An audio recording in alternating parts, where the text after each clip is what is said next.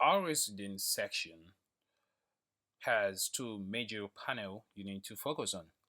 The first panel gives you a list of the total residents, and you can search residents by name, Raven,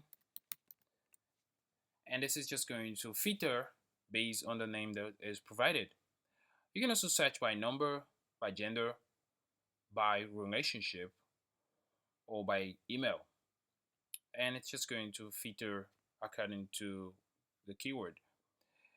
And once you select a resident, you can see most common details about the resident, for example, the name, the email, the phone number, the gender type, and especially the address to where they reside in the estate. You can also see the devices they have connected to the account. And most interesting is you can see the list of vehicles they have added to their apartment. And not only that, you can also see their list of domestic staff or workers that reside with them at the same house. So this way you know who stays in the same house with them. This also applies to the vehicles, and this also applies to the vehicles, so you can see the details of the vehicles they have listed in the system.